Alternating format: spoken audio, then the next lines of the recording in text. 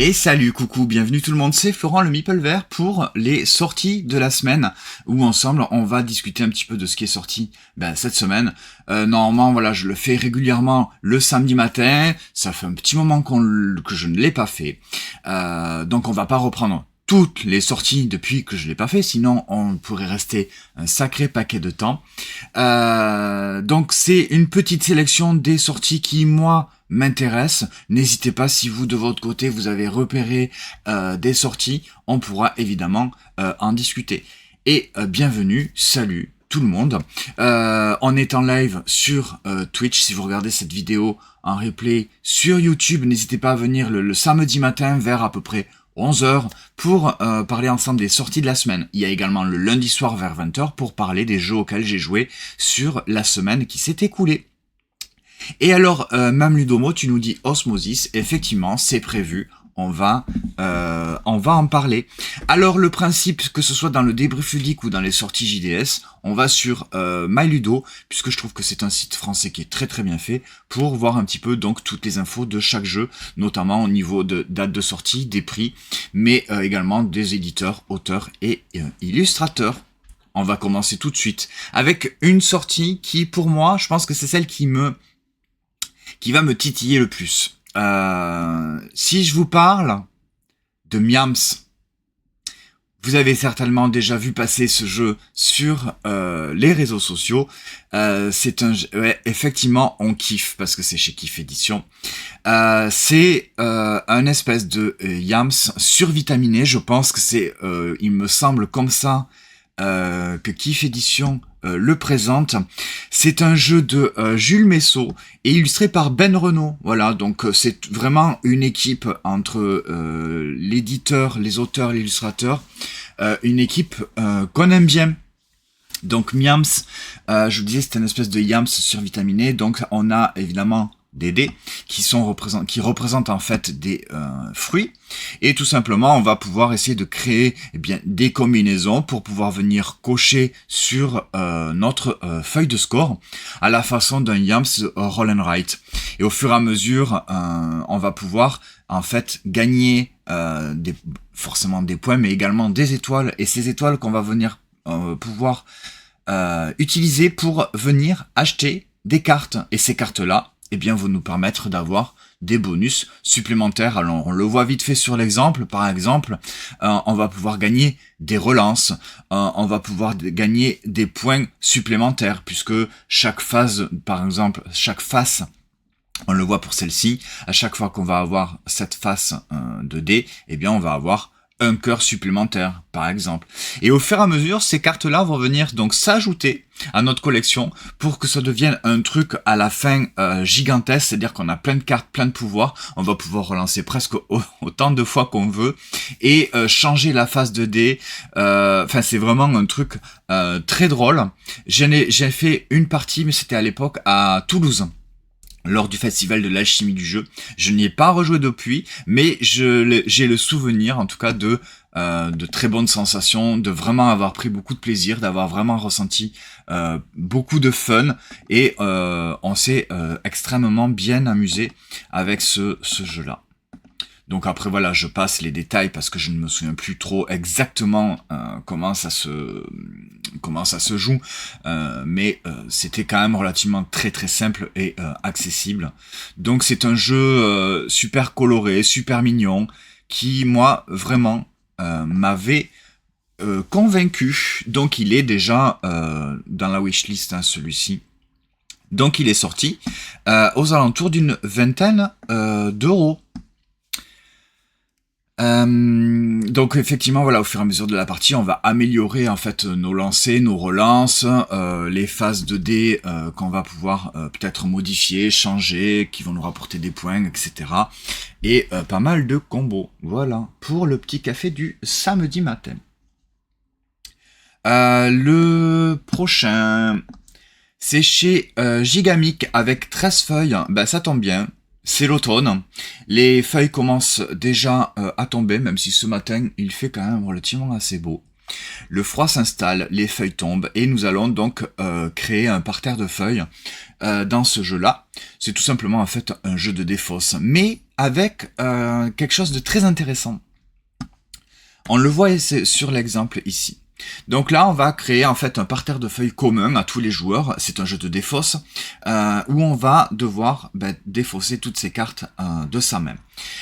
Comment ça va se jouer? Tout simplement, à mon tour, je vais pouvoir jouer une ou plusieurs cartes sur soit sur une pile de cartes ou aux extrémités, mais jamais au centre. C'est-à-dire que là, par exemple, je pourrais pas jouer de 7, je pourrais pas jouer de 10. La possibilité qui m'est offerte là sur cet exemple-là, c'est-à-dire que je pourrais jouer soit 3-6, par-dessus les 3-6, je pourrais jouer 3-5, ou moins, c'est-à-dire 3-4, puisqu'il y a déjà 3-6. Donc je suis obligé de jouer aux extrémités. Et le même nombre de cartes ou plus, soit par-dessus, soit en dessous. Donc 3-5, 3-4, etc., etc. Ou même 4-5 si j'en ai envie. Ou alors je pourrais jouer donc 2-12, puisqu'il y en a déjà 2, donc je pourrais en jouer par-dessus. Sauf que c'est impossible, mais je vais y revenir. Ou alors je pourrais jouer donc 2-13, puisque c'est au-dessus de 12. Ça va de 1 jusqu'à 13, donc je pourrais pas aller au-delà de 13. Pourquoi je dis que je ne pourrais pas jouer de 12, puisque là, sur les petits cercles qu'on voit dans les cartes, en fait, c'est la récurrence des cartes. Donc, on voit que le 12, eh bien, en fait, il n'y en a que 3 dans toute la partie, dans tout le jeu. Donc, je ne pourrais forcément pas poser de 12. Voilà, tout simplement.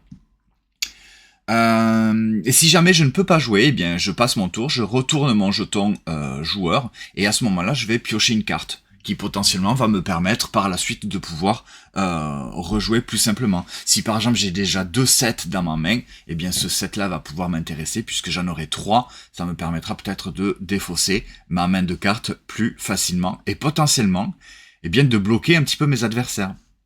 Parce que si je joue 3-6 ici, je vais créer un peu moins de probabilité que mes adversaires aient 3-5 ou moins.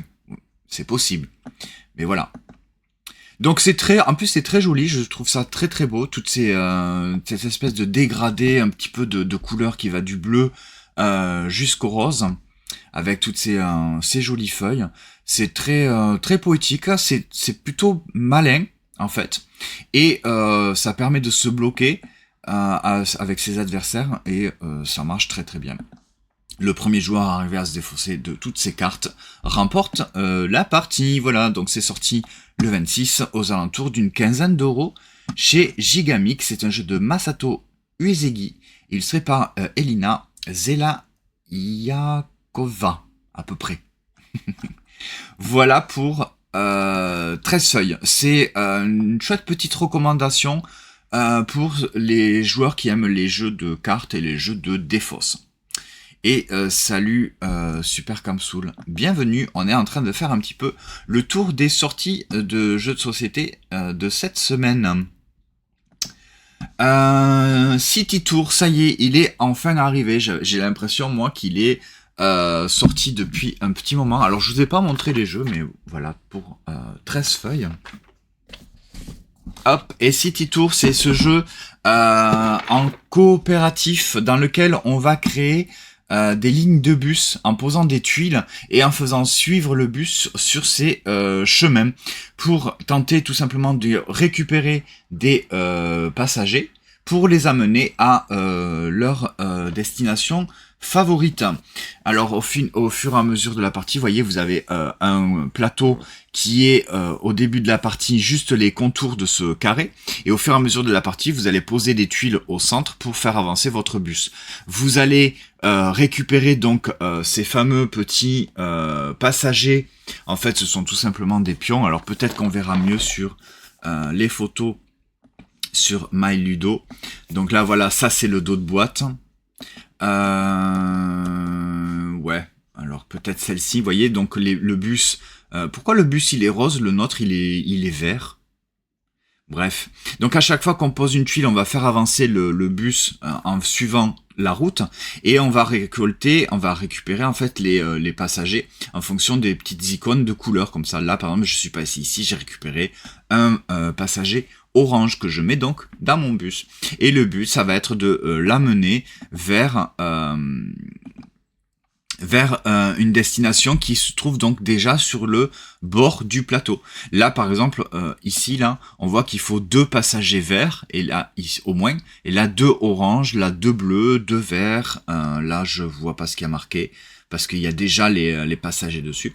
Mais voilà, c'est un espèce de, moi j'aime bien le comparer à une espèce de Tsuro, hein, qui était sorti déjà il y a un petit moment chez Matago.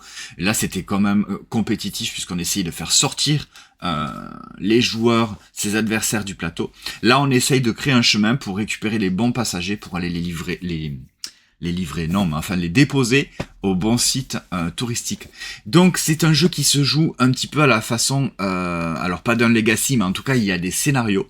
Au fur et à mesure de la partie, vous allez avoir donc des difficultés croissantes avec des petits... Alors c'est pas réellement des enveloppes, mais il y a des petits paquets de cartes qui sont au fur et à mesure que vous allez découvrir pour des règles différentes et des petites embûches en fait qui vont arriver au fur et à mesure de toutes les parties que vous allez faire. Autant les premières parties sont pas très compliquées, c'est la manière d'apprendre un petit peu à jouer, de comprendre les mécaniques, et au fur et à mesure vous allez ajouter de la difficulté. Et je vous assure, c'est pas si facile que ça. Puisque c'est un coop, évidemment. Sinon, ça serait pas marrant. Voilà pour donc City Tour. C'est un bus vert, c'est moins polluant. Ouais. Le jeu suivant. Alors celui-là, c'est... je l'ai là. J'avais pas joué au jeu précédent de chez Yellow, Guilty. On dirait presque un bouquin comme ça. Je suis pas spécialement fan des jeux d'enquête, tout simplement parce que je suis très mauvais. J'ai pas la logique en tout cas pour faire des enquêtes. Donc je suis pas allé sur Guilty et d'autres jeux d'enquête. Vous allez voir qu'il va y en avoir un autre après. Mais celui-ci, je le trouve plutôt assez intéressant. Puisque c'est un jeu où on incarne alors je sais plus comment c'est indiqué, le parfumeur de Catherine de Médicis. Et on va mener l'enquête pour savoir pourquoi Catherine de Médicis n'a pas d'héritier depuis des années de mariage avec le dauphin Henri. Voilà, je le lis en fait en même temps derrière. Hein. Donc on va essayer de comprendre pourquoi. Et pourquoi on est le parfumeur de Catherine de Médicis, parce que dans ce jeu d'enquête, il y a certaines cartes. Je l'ai pas ouvert, hein, je l'ai pas encore fait, mais c'est ce que j'ai regardé. Il y a certaines cartes qui vont être parfumées. Ça va faire partie du process en fait d'enquête avec les odeurs. Je trouve ça plutôt intéressant, rigolo et très original. Voilà, Guilty Fontainebleau 1543, comme une odeur de complot à la cour de France, un jeu d'enquête historique. Donc ça, voilà, j'ai hâte de le découvrir, voir ce que ça donne. Hop, donc ça c'était Guilty, et on va voir ensuite. Alors peut-être que je peux vous parler directement de ça, puisqu'on reste dans un jeu d'enquête.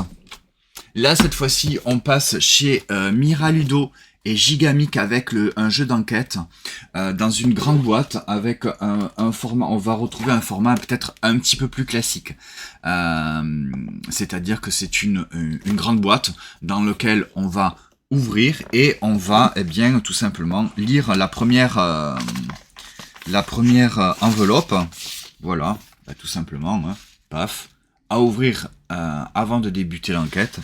Et ensuite, ça va être du jeu d'enquête à la voici tout le matériel, débrouillez-vous. En gros, c'est ça. Ce qui est intéressant dans ce jeu avec Anto, surtout, c'est que c'est donc Nymphéa Noir, et c'est un jeu d'enquête qui est basé en fait sur d'après le best-seller de Michel Bussy, qui doit s'appeler également Nymphéa Noir, j'imagine.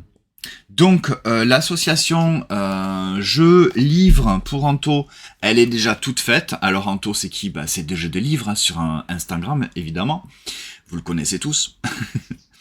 Qui est sur le chat, hein. Donc Anto, n'hésite pas à marquer des petits trucs pour corriger si je dis des bêtises par rapport à Nymphéa Noir. Donc Nymphéa Noir, on reconnaît, enfin c'est facilement identifiable en tout cas. Les Nymphéas déjà par le titre, pour les fameux séries de tableaux de, eh bien le nom m'a échappé immédiatement. Monet, voilà, merci. Donc à Giverny. Donc je vous lis vite fait. À Giverny, sous les lumières des impressionnistes, les apparences sont trompeuses. Inspiré du best-seller de Michel Bussy, cette enquête vous confronte à un mystère que le temps n'a pas effacé. Voilà. Giverny, je sais pas si vous connaissez, c'est dans le nord de la région parisienne. Si vous avez l'occasion d'aller visiter, c'est la maison de Monet en fait, tout simplement. Mais là, c'est surtout le jardin de Monet où il a passé les derniers moments, enfin un sacré paquet de temps quand même, à la fin de sa vie, où il a peint les Nymphéas, qui sont une série de tableaux qu'on retrouve dans tous les musées du monde. Qui est une représentation en fait artistique très connue de l'impressionnisme en fait. Voilà, entre autres. Nymphéas Noir, donc le jeu d'enquête inspiré du best-seller et dans un univers très artistique. Donc pareil, je vous en dirai plus une fois que je l'aurai fait, sans vous en dire vraiment plus en tout cas. Alors vite fait, Kavango arrive en français, vous le voyez juste derrière moi, en fait, à ma gauche, il est là. Il est là, mais ça c'est, moi j'ai une version en anglais, une version KS de Kickstarter, assez deluxe et tout. Et en fait, il est là, mais je l'ai jamais ouvert et je n'ai jamais joué. Enfin si, je l'ai ouvert, hein, mais j'ai jamais joué encore. Et maintenant, il arrive en français, donc encore une fois, j'ai l'air malin, avec un jeu de luxe en KS, en financement participatif, et il arrive en français, et il n'est toujours pas joué. Donc, je voulais quand même vous le montrer, parce que à l'époque, j'avais trouvé ça très très beau, avec plein de matériel. Ça me fait penser un petit peu à Wild Serengeti, qui était sorti chez Don't Panic Game. Et là, Kavango qui arrive alors en français. Je voulais quand même vous le montrer parce que je le trouve très beau au niveau des illustrations. Et le jeu m'avait quand même l'air d'être très intéressant avec des illustrations qui sont plutôt simples mais vraiment très jolies, je trouve, dans ce jeu de gestion. Voilà. Donc voilà, j'y ai pas joué, c'est très malin, mais du coup là je vais bientôt y jouer. C'est Zara Reid et Matt Brown pour l'autrice et l'illustrateur. C'est édité par Manzaza Game, distribué par Novalis pour la version française. Voilà, donc je l'ai pas mis dans la collection en fait parce que moi j'ai dû le mettre j'ai dû mettre la version anglaise dans la collection. Et ouais, c'est malin, effectivement, c'est malin. Alors chaque fois je prends ma tasse de café, mais je le bois pas. Allez, le prochain jeu.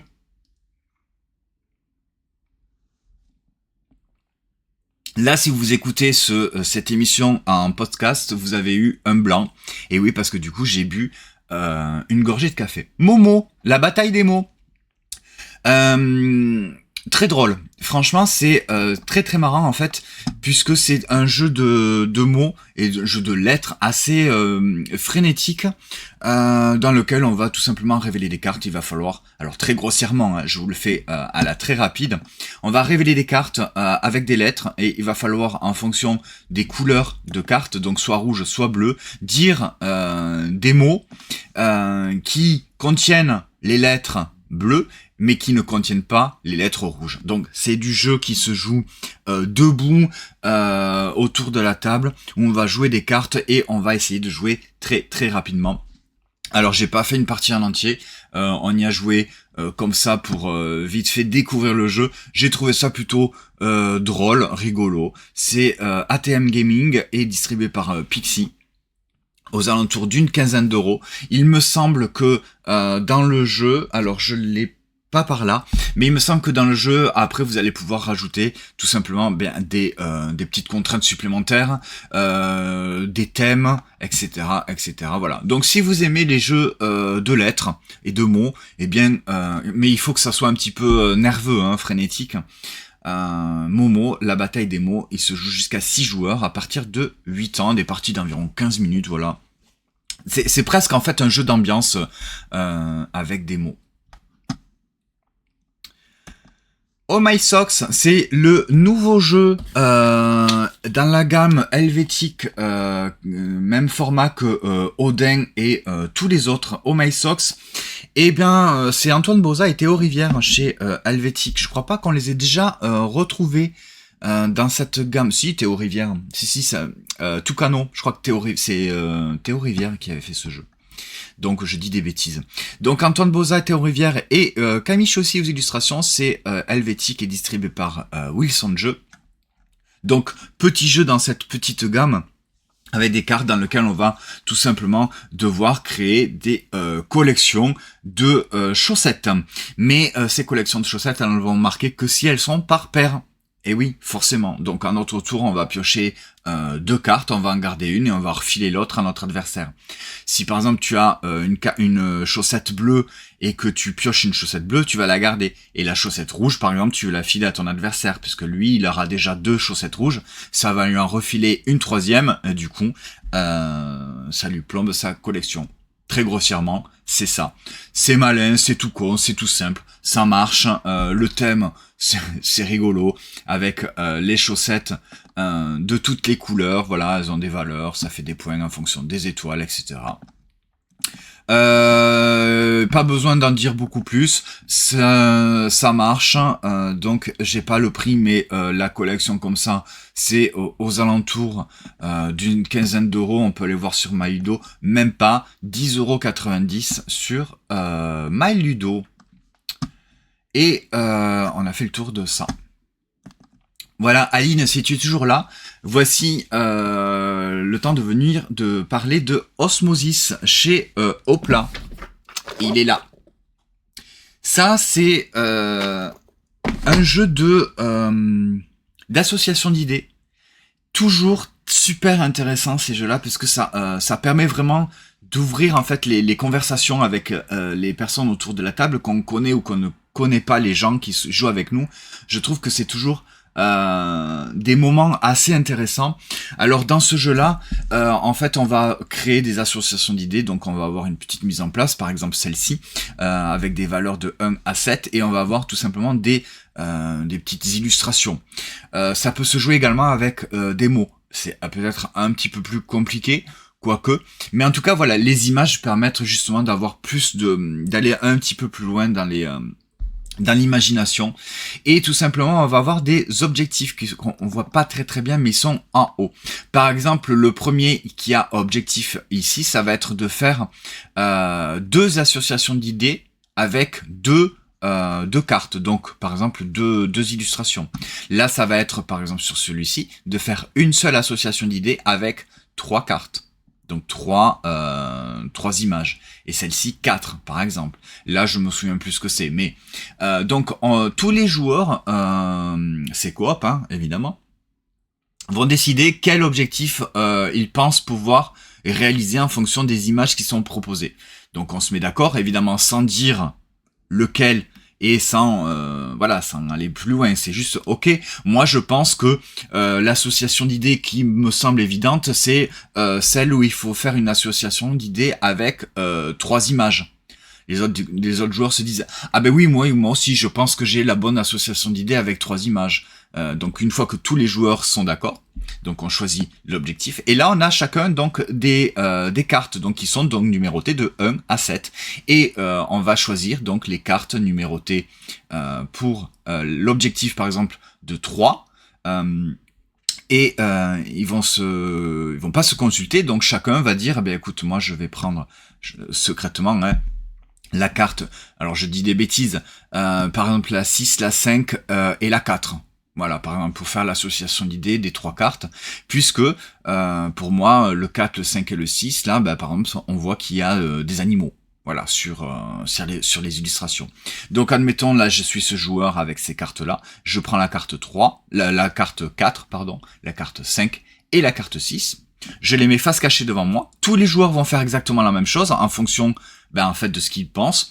Et à ce moment, une fois que tout le monde a fait ça, on va révéler nos cartes. Et si tout le monde est d'accord, on va marquer des points. Alors je me souviens plus exactement comment le scoring est fait, mais le but étant d'avoir les mêmes associations d'idées. Si par exemple un autre joueur a été parti sur une association de 3 avec par exemple le 1, le 7 et je ne sais pas, par exemple le 5, il pourrait parler des sens par exemple. Là on voit que c'est la représentation de De Vinci avec l'homme. Ici la vue, l'ouïe et je sais pas, peut-être le goût, on pourrait admettre, et le cœur, parce que c'est un sentiment ou un sens, voilà, je sais pas, tu vois. Donc chacun va pouvoir avoir son propre ressenti, et donc c'est pas forcé que tout le monde tombe d'accord et du même avis. C'est pour ça qu'il va falloir discuter assez longuement pour bien définir, ok, est-ce que tout le monde est sûr qu'on prend cet objectif, vous avez, c'est évident, c'est pas évident, etc., etc. Voilà donc pour Osmosis, c'est sorti donc là cette semaine aux alentours de 25 € chez Opla. C'est un jeu de Agnès Largeau, illustré par Charlotte Lacroix. Voici pour donc Osmosis. Si vous aimez les jeux, alors pas forcément d'ambiance, même si j'ai un petit peu envie de l'assimiler à du jeu d'ambiance dans le sens où tous les joueurs vont jouer un petit peu ensemble en même temps et c'est du coop. Alors, Aline, tu nous dis j'ai hâte d'y rejouer et d'enchaîner plusieurs parties avec un même groupe. Mais pas simple d'accès quand tu découvres les règles sur le papier, je trouve. Alors ok, je t'avoue que je n'ai pas lu entièrement les règles du jeu parce que à chaque fois c'était toujours quelqu'un qui nous l'avait expliqué ou qui gérait un peu. Donc là je l'ai pour l'instant, la boîte, je n'ai pas eu l'occasion de lire les règles. Tu me dis que les règles sont un petit peu compliquées. Ah ok, d'accord, il a fallu lire pas mal d'exemples pour que tout le monde comprenne ce qu'on peut dire et ce qu'on ne peut pas dire. Ok, je vois ce que tu veux dire. Oui, voilà, c'est un jeu d'ambiance, d'association d'idées dans lequel, forcément, tu vas pas pouvoir dire tout ce que tu veux. Alors, hop là. On va passer au jeu suivant. Plan de secours chez... je l'ai laissé sur la table de jeu là-bas. Plan de secours chez Yellow, c'est un jeu qui se joue en compétitif ou alors en coop. On y a joué hier soir en coop. Alors il y en a un, il a rien compris. Moi j'ai trouvé ça vraiment plutôt pas mal dans cet esprit un petit peu de pas de planification, mais c'est un petit peu particulier. C'est-à-dire qu'on va avoir des tuiles comme ça avec des directions, avec tout simplement des routes, et on va devoir les jouer pour sur une seule et même pile, et au fur et à mesure, une fois que la pile est épuisée, alors là je vous parle du mode coop, je vous parle pas du mode compétitif, mais la mécanique est sensiblement, c'est la même. Donc on va jouer, on a toujours 3 cartes dans notre main, on va la jouer par-dessus le paquet principal, on va tenter de se visualiser en fait le chemin qu'au fur et à mesure on va pouvoir faire avec toutes ces cartes. Une fois que toutes les cartes sont jouées, on va prendre le paquet dans le sens inverse et on va le dérouler pour créer en fait tout un cheminement. Alors il n'y a pas beaucoup, voilà, si par exemple le départ c'est ici. Donc le premier joueur il aura joué cette carte, le deuxième joueur il aura joué cette carte et dans le sens du tour chacun va jouer une carte. Mais sauf que ces cartes là en fait, on les met par-dessus la première. Donc il va falloir garder en mémoire et visualiser un petit peu dans l'espace, mais sans vraiment le voir, tout le chemin qu'on va parcourir. C'est ça qui est un petit peu particulier et original, qui n'est pas forcément facile pour tout le monde, j'imagine. Donc, une fois qu'on a utilisé tout le paquet, eh bien on va prendre le paquet et on va révéler les cartes. On va mettre celle-là, celle-là, celle-là, etc. pour créer tout simplement ce chemin. En coop, si jamais on arrive à aller jusqu'au bout du paquet, eh bien on va compter le nombre de cartes dans le plus grand rectangle. De quoi? Dans le plus grand rectangle, donc là par exemple, on est à 10 points, puisqu'il y a 10 cartes qui forment un rectangle. Alors nous on n'est pas arrivé à 10, on est arrivé à 6. C'est déjà pas si mal.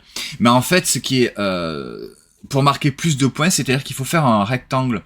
Mais quand tu vas jouer, en fait, tu vas te dire non, je veux pas. Je vais essayer d'aller le plus loin possible pour pas, me bloquer. Parce que tout simplement, si jamais, par exemple, à la place de celle-ci là, j'avais mis une espèce de coude, je serais revenu sur mes pas, et là, on avait tous perdu, puisque forcément, j'aurais créé un espèce de cul-de-sac, où en tout cas, la route n'était plus possible de faire. Donc là, par exemple, sur cette partie-là, ils sont partis du départ, ils ont fait tout simplement en suivant les flèches, comme ça. Donc là, c'est très bien. Là, les espèces de ronds-points, ça reprend à l'identique la carte précédente, donc c'était un coude, donc on part dans le même sens. Ligne droite, là c'est un rond-point, donc c'est la carte précédente, c'est une ligne droite, et après, paf, on refait comme ça. Et là, par contre, c'est perdu. Parce que c'est une boucle temporelle. Donc là, on suit la flèche ici, là, vous voyez. Donc la flèche ici, là, on suit le chemin, même s'il n'y a pas de flèche. Mais donc là, il y a de nouveau un rond-point. Donc en fait, c'est le chemin précédent, donc c'est celui-là. Donc on fait comme ça. Et en fait, on est perdu dans une boucle. Donc là, sur cette partie, en fait, c'est perdu. Voilà, plan de secours, ça se joue en coopératif et en compétitif. On a joué en coop, on s'en est sorti, on n'a pas fait beaucoup de points, mais je trouve le truc en fait très très malin au niveau de la mémorisation et de la représentation dans l'espace. Donc c'est pas forcé que ça plaise à tout le monde, mais en tout cas, moi ça m'a bien plu. Ah ouais, et puis la boîte brille dans le noir. Alors rien que ça vaut le coup. Salut Armekwan, bienvenue, j'espère que tu vas bien. Écoute, oui, nous ça va plutôt pas mal. Samedi matin, les sorties de la semaine, petite sélection, et on parle un petit peu des jeux qui sortent cette semaine. On en est où? Gros jeu chez Yellow qui est quand même plutôt pas mal attendu depuis quand même pas mal de temps. Rock Hard 1977. On est des rockstars, voilà, tout simplement, hein, avec notre groupe. Et on va enregistrer des albums, on va faire des concerts sur scène. C'est du placement d'ouvriers. Alors c'est dommage, il y a quelques photos quand même. Donc un plateau très coloré, on nous l'a pitché plusieurs fois, mais je vous avoue que je ne me souviens plus trop exactement comment ça se joue, ne serait-ce que c'est tout simplement du placement d'ouvriers. Et il n'y a pas beaucoup de photos qui nous indiquent comment ça se joue. Bon, il y a pas mal de cartes dans lesquelles on va pouvoir les poser sur le plateau. J'imagine, est-ce que c'est en début de partie ou c'est tout au long de la partie? Je ne sais pas. Mais c'est un jeu en tout cas qui est quand même pas mal attendu. Je l'ai pas dans la wishlist. Bon, je le mets parce que j'ai quand même envie d'y jouer, de le découvrir. Donc c'est l'éditeur original, c'est Devir, c'est distribué et édité en français par Yellow. C'est un jeu de Jackie Fox et illustré par Jennifer Giney. Alors Jackie Fox, il me semble que c'est marqué là. C'est une véritable artiste de la musique, hein, conçue par la légendaire rockstar et passionnée de jeux de société Jackie Fox, voilà. Mais Jackie Fox, est-ce que je me trompe pas? On fait juste une petite recherche Google vite fait. Non, c'est pas du tout elle à qui je pensais. Donc voilà, c'est plutôt intéressant cette espèce d'association avec des artistes musicaux qui font des jeux de société. Mais c'est très bien. Voilà pour Rock Hard 1977, j'en dis pas beaucoup plus parce que je n'y ai pas joué et ça reste assez superflu. Et salut Max, coucou. Alors, on va passer à la suite. Là, celui-ci, je vais pouvoir plus vous en parler. Star Explorer, ça fait quelque temps que on y a joué pas mal de fois, je l'ai fait découvrir à pas mal de monde, et à chaque fois, c'est toujours un succès, ça marche ultra bien.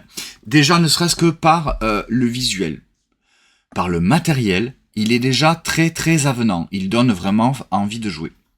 C'est une espèce de flip and write, sauf que c'est pas des cartes, c'est des tuiles qu'on va flipper pour dessiner sur notre plateau perso qui est rotatif. On va dessiner tout simplement on va observer des constellations dans le ciel et on va les dessiner pour marquer le plus de points possible.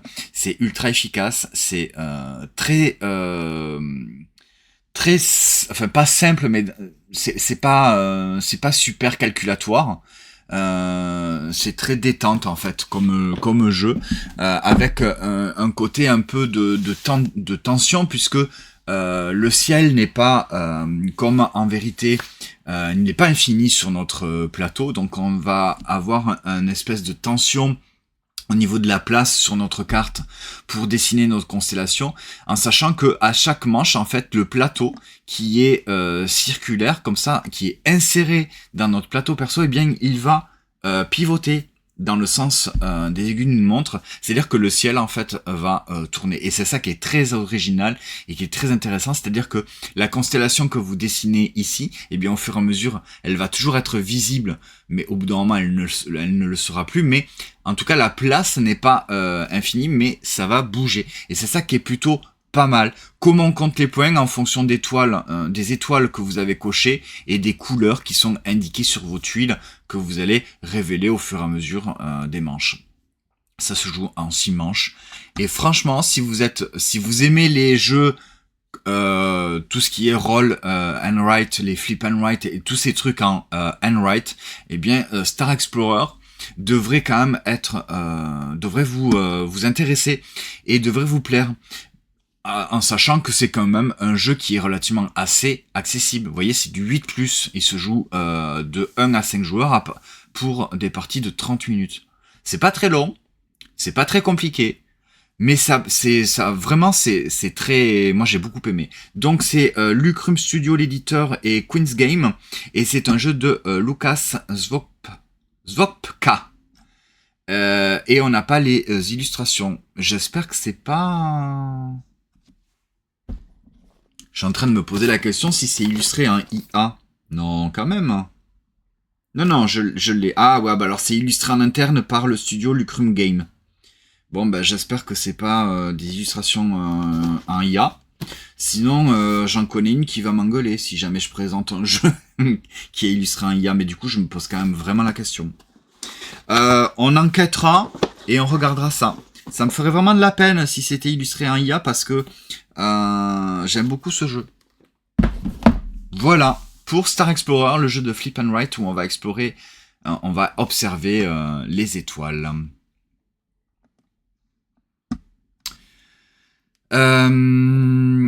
Alors, superficiel. Pourquoi tu dis superficiel, Anto? J'ai pas compris. T'avais dit superflu pour le jeu. Superflu? Par rapport à quoi?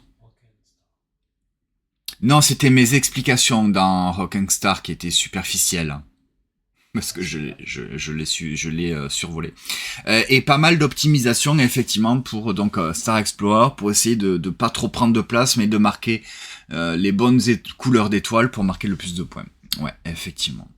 Et on a fait le tour, mais juste un petit dernier, c'est pas un jeu, mais si, mais c'est une extension. L'extension, c'est du gâteau pour Coffee Rush. Qui est par là dans la ludothèque. J'aime beaucoup Coffee Rush, aussi bien par sa mécanique et relativement assez simple de déplacement d'ouvriers comme ça pour récupérer des ressources, mais effectivement vous vous souvenez du premier jeu avec toutes ces petites ressources qu'on avait pour préparer tout simplement du café. avec les graines de café, le chocolat, le caramel, la vapeur, le lait, etc., etc. Et on avait ce plateau là qui est ici où on déplaçait nos ouvriers pour récupérer les ressources pour avoir réalisé tout simplement les commandes, et les commandes qui inévitablement arrivent à chaque manche. Si jamais on n'arrivait pas à honorer les commandes, eh bien ça nous faisait des points malus en début de partie, en fin de partie, pardon. Donc c'est le matériel, moi j'aime beaucoup. Il a beaucoup été critiqué justement de par son matériel, que ça faisait beaucoup trop de manipulation à chaque fois. Bah moi j'aime bien, ça m'amuse de jouer comme ça à la dinette avec ces petits éléments. Et la mécanique est très intéressante. Je trouve avec ce plateau ici où on va poser nos ouvriers, avec des contraintes de déplacement qu'on va pouvoir améliorer au fur et à mesure de la partie en fonction des commandes et ici qu'on a. Voilà donc Coffee Rush. Eh bien il y a l'extension C'est du gâteau qui arrive. Eh bien maintenant, en plus de servir des boissons, eh bien on va servir des gâteaux. C'est génial ça. C'est super mignon. En plus, il y a un serveur vert et jaune. C'est idéal. Donc voilà, on va avoir des petites pâtisseries qu'on va servir. En plus, non mais c'est extraordinaire ces trucs-là. Je sais pas si c'est la vraie version, mais il me semble que oui. C'est ouf, hein. Voilà, donc moi je veux jouer à Coffee Rush avec du gâteau pour servir en plus des petites pâtisseries à nos clients. Voilà, j'aime bien en plus la boîte, les illustrations, je trouve ça rigolo. Voilà pour l'extension Coffee Rush C'est du gâteau. Et tout simplement, voilà pour les sorties de la semaine. On a fait ça assez rapidement parce que ça fait même pas 1 heure. Ça fait 48 minutes que j'ai lancé le live. Probablement sur YouTube, ça fera un peu moins parce que je vous ai pas mis les quelques minutes d'attente de début. N'hésitez pas à marquer dans les commentaires sur Twitch mais également sur YouTube les jeux qui vous ont marqué, qui vous ont fait envie. Si jamais il y a des jeux auxquels je n'ai pas parlé, c'est possible. Il y a des jeux qui sont sortis cette semaine dont je n'ai pas parlé puisque soit parce que je n'y ai pas joué et j'ai pas spécialement envie d'y jouer, soit parce que j'ai déjà joué et j'ai pas été spécialement convaincu, donc j'ai pas spécialement envie de revenir dessus. Mais en tout cas, n'hésitez pas. Non, je fais pas le débrief du débrief. On n'est pas en train de faire le débrief ludique, là. On est en train de faire les sorties. Mais je peux le faire quand même. Effectivement, le débrief des sorties JDS, on a parlé donc de Coffee Rush, l'extension C'est du gâteau, de Star Explorer. Je me rends compte que je lui ai pas mis de note à Star Explorer. Pourtant, il est très bien. Rock Hard 1977, Plan de secours, Osmosis, Oi My Socks, Momo, Kavango, Nymphaire Noire, Guilty, City Tour, 13 feuilles et Miams. Miams qui pour moi est avec 13 feuilles, parce que 13 feuilles, je commence à bégayer, j'aime beaucoup. Bah en fait, si je l'ai sélectionné, si je vous en ai parlé, c'est que c'est des jeux soit que j'attends ou soit que j'ai déjà aimé. Mais Miams, voilà, je l'ai pas encore. On va en boutique cet après-midi acheter Miams. Ça pourrait être tout à fait envisageable. Et évidemment, encore une fois, je vous ai pas mis, vous avez eu ma tronche au lieu d'avoir, voilà. Il faut le dire. Pardon. Donc voilà, Miams qui est pour moi une des sorties un petit peu phares de cette semaine. Allez, on repasse sur ma tête en gros. N'hésitez pas, donc comme je disais, à marquer dans les commentaires, que ce soit sur Twitch ou sur YouTube, les jeux qui vous font envie, les jeux que vous avez envie de découvrir, les jeux dont je n'ai pas parlé, mais peut-être que vous auriez envie de discuter. Eh ben voilà, Max, exactement. Donc tu vas aller chercher Miams cet après-midi. Je pense que si j'ai le courage de sortir, et potentiellement aussi. Par contre, tu vois, tu dis j'attends Tag Team. Eh bien, il a du retard, c'est-à-dire il n'est pas encore sorti parce que pour moi Tag Teams est sorti hier. Il est ici, donc voilà Tag Teams chez le Scorpion Masqué. Moi, il me semble qu'il est sorti hier. Alors, il a peut-être eu du retard dans ta boutique. Alors bon, ben voilà, Tag Team, typiquement, je vous en ai pas parlé parce que j'en ai fait une partie. Bon, j'en ai fait qu'une seule partie. Ça m'a pas plu. J'ai pas été super convaincu par ce jeu-là. Voilà, ça m'a. Bon, c'est pas mon style. Voilà, donc vous avez l'info comme quoi Tag Team, effectivement, c'est sorti. Et là, cette fois-ci, il est temps. Je vais finir mon café qui, maintenant, est certainement froid. Mais c'est pas grave. Je souhaite de passer une bonne journée, une bonne soirée, un bon week-end. On se retrouve le lundi, 20h pour le débrief ludique pour parler des jeux auxquels j'ai joué. Sinon, c'est samedi prochain pour les prochaines sorties de la semaine. En attendant, amusez-vous bien et à bientôt. Ciao, ciao, salut.